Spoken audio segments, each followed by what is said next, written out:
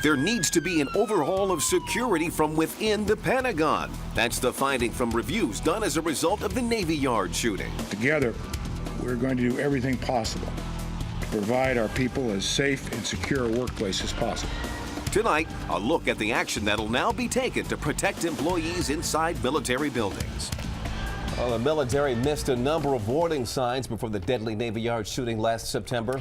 And now the Pentagon is announcing big changes in the way it tracks employees with security clearance, the type of clearance shooter Aaron Alexis had when he walked into the Navy Yard and opened fire. Brad Bell is live at the Navy Yard tonight. He's got more on the mistakes and the changes being considered here. Brad? Well, Leon, the report released today confirms much of what we reported in the days after the Navy Yard shooting, that people knew that shooter Aaron Alexis had issues before he carried out his massacre in here. But the report says unequivocally, had those people reported their concerns up the chain of command, his pass would have been revoked and this shooting could have been prevented. Before IT contractor Aaron Alexis killed 12 people in the Washington Navy Yard Building 197 last September 16th, there were warning signs. While in the Navy, he was cited 8 times for misconduct. He was arrested for a gunfire incident in Texas. He complained of hearing voices. He believed he was being controlled by ultra-low frequency attacks. Yet through it all, he held on to the secret government clearance, which allowed him to walk into the Navy Yard with his shotgun.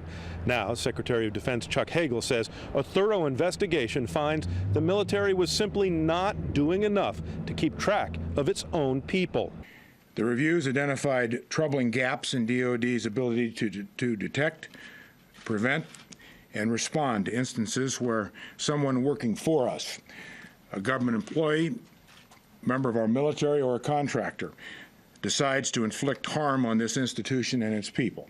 Hagel has ordered several changes to help prevent future inside attacks. He says there will be better continuous monitoring of people with clearance. There will be a single authority with responsibility to improve security, and the number of people holding secret clearances will be reduced by 10%. Sounds like something that should have been done. That was the general feeling around the Navy Yard today, that Aaron Alexis made the flaws in the system tragically obvious. Something was missed somewhere. This guy was floating around out there with a valid ID, and all indications were he should have never been allowed back into the building. Now, the report points out that ultimately the blame for this shooting lies with Aaron Alexis and Aaron Alexis alone, because he chose to carry out the attack. But the report does have harsh words for the company for whom he worked. It's called The Experts, Inc. It's a staffing company. And his supervisors, the report says, had concerns that he might hurt somebody, but they didn't report it out of fear of violating his rights to privacy. At the Navy Yard, Brad Bell, ABC 7 News.